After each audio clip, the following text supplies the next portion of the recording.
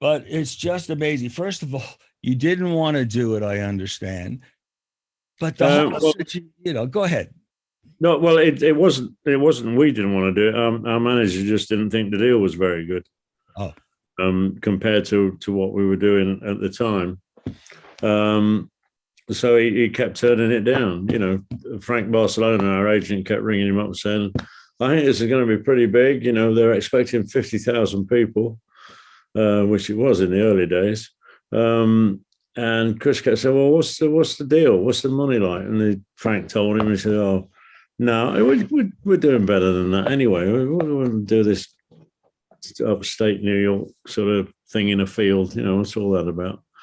So eventually Frank kept on at him, and he finally said, "Listen, I think you've got to do this. Jefferson Airplane just signed up for it. Janis Joplin's doing it. The Who are going to do it. And I just heard that Hendrix is going to do it. You'd be crazy not to do this." And by that time, of course, the publicity was building in the press, and people had started to travel from all over the world to be there. So we got an inkling that it was going to be pretty big, but nothing like it actually turned out to be. And it's amazing. You went on the stage like at 8:30 in the morning? No, it was in the evening. In the evening, okay. Well, yeah. I want to go back because the night. No, Jimmy was on it. Jimmy closed the weekend, not I think 6:30 in the morning. Oh, I see. Yeah, the story the night before, you were at a concert. It was a wild night, and then you had to go to bed and get up at 5 a.m. to head to New York. Right? It was a real ordeal. You probably didn't feel your best. So talk about that. I don't think we got our bed that long, you know. Yeah, I know. How do you wind down in time to get some sleep? But the whole story about when you get there, Janis Joplin was having a kind of a pot party for everybody. Everybody was just talk about that whole thing, and it's just a great story. Well, we arrived in 2 cars from New York Airport. The only time we ate was on the plane from St. Louis to New York. And we got to the hotel and we said, "We've got a room." And the guy said, "Oh, yeah, there's plenty of rooms, you know, just take any one you like." So we went to find a room, but of course, all the rooms are taken by the bands. You know, people, as you say, chilling out and whatever, all over the place. So I was just trying to get some sleep. So I was lying on the floor, put my head on my rucksack. And we were sharing the room with Janis and Big Brother. We'd worked with them before at Fillmore East, so we knew everybody. And anyway, I was just trying to get some sleep. And our American manager, D. Anthony, came running in and said, "We've got to go to the festival." We said, "Well, we're not on till tonight. What's the problem?" No, they want you now. You're going to go on in the afternoon. So we went to get in the cars, and he said, "Forget it. There's no way you can drive there. All the roads are blocked within 6 miles of here." So people just dumped their cars and walked to the festival site. So he said, "We're going to go in by helicopter." So we go up to the helipad, and there was a chopper standing there, and I was about to get on it, and I got pushed out of the way by this sort of stocky geezer with a pair of glasses and a ponytail. He was an older man.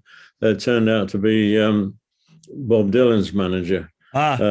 And he was there with Crosby, Nash, and not Nash, sorry, I always get this wrong. Crosby, Stills, and Young. Graham Nash, I thought, was there, but he arrived later, apparently. It was Albert Grossman, sorry, was the manager. Mm-hmm. So I was about to make a protest, and Dee said, "Oh, forget it, there'll be another one along in a minute." So they took our helicopter. And we got another one. And I was in it with the medic, and the medic said, "There's don't eat anything that's not cooked, and don't drink anything that's not out of a sealed can, because we've got hepatitis breaking out, and if we're not careful, we could have an epidemic." And in fact, my book is called From Headstocks to Woodstock, and I was going to call the follow-up, if I ever get it finished, From Woodstock to Whaley, which is Whaley Bridge, where I live now. Yeah. But in view of the interviews I've been doing, I think I'm going to call it From Epidemic to Pandemic. That's good. That's good. And we're going to talk more about that book, because that was a lot of work. And yeah, the book that you just came out with. But yeah, continue the story here. I want people to. hear the details here. Oh, well, when we arrived, I sat and watched Joe Cocker's set. It was a very nice sunny day, and he did a great set, of course, as always. And then we went, sorry, just grab a glass of water. Sure, man. I'm going to do the same. So we went and watched the show, and then the storm came up, of course. And everything was live. The stage had no real covering over it, and all the water just soaked all the electrics. So it became unsafe, and Michael Lang wouldn't let anybody go on, which was a very wise move, I think. And of course, the electrics knocked out all the cooking equipment that there was backstage, so we didn't get any. There was no food that wasn't cooked, and I couldn't find a can that hadn't already been opened. We later, I believe, got some water that came in a pack of 6-pack of water. Yeah. By the time we went on, Bill Graham had actually arrived, and Chip Monk, his assistant, and they had started to organise things better backstage, and I think they were very, very involved in getting the stage made safe.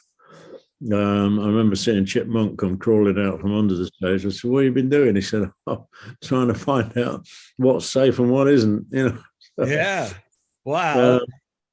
There's a photograph of me somewhere, not talking to him backstage. But what happened was Country Joe and the Fish, who we'd supported at Fillmore East. Joe had sworn never to follow us again because they couldn't follow us at Fillmore East. We used to drain the audiences. In fact, Blood, Sweat and Tears had the same problem with us. They had us taken off a tour. We did about 4 dates out of a 10 or 15 date tour because they said they couldn't follow us. And so Joe wasn't going to risk it again. So he snuck on and did his set after the storm. And then Johnny Winter snuck on as well.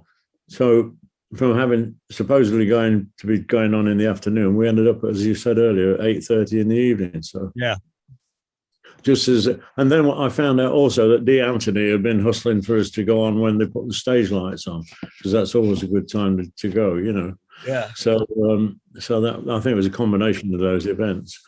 And we got on, very nervous, of course, playing in front of 300,000 or however many it was, who were very patient. I mean, a lot of them were very stoned, I guess. Oh, yeah. I was going to say, you could smell the pot with 300,000 people screaming, man. I know, because I wasn't there, but I know just any concert, you smelt the pot back then. Go ahead. Yeah. Well, no, I did. Funny enough, you say that. I did an interview with a guy. I can't remember what it was for now. Recently, on this sort of interview tour I'm doing, and he said he was at Woodstock, but he couldn't remember much because he was out of his head on acid for 3 days. Unbelievable. We went down very well, but just one problem we had, which was that because of the atmospherics and the storm, and it had been a hot summer's day in between, and you got condensation, the guitars wouldn't stay in tune. So we started Good Morning Little Schoolgirl about 4 times, which was a bit unnerving in front of a big crowd. But they, as I said earlier, they were very patient. And we went down a storm at the end of it, which was fantastic. Man, oh man. First of all, you got to know, I didn't know this. There's a lot more music. You had how many songs did you do that wasn't on the album? I think there's 6, possibly 7. But that's counting the false starts to Good Morning Little Schoolgirl, yeah. And you're going to have a new album coming out with all those cuts, right? Chris just found the record. EMI had found it ages ago, and then they lost the catalogue, and it went to Warner's. Warner's weren't interested in doing anything because I guess they were protecting their rights in the Woodstock album. Yeah. And then it came back to Chrysalis. Chris Wright reformed Chrysalis, and they got the rights back to that album. But they were going to release it this year in June, July. But in fact, it's not coming out now until 2022 because they got into Warner's Records, who agreed everything, but then Warner's Films got involved, and apparently they've been arguing the toss about different things. So it was going to cramp the release time, because in October this year it's the 50th anniversary of A Space in Time, which you mentioned. And they're planning to do something good with that, some kind of promotional exercise with that in October. So if trying to, by the time they got Woodstock sorted out, it would be crashing into that. So they decided to put Woodstock out next year.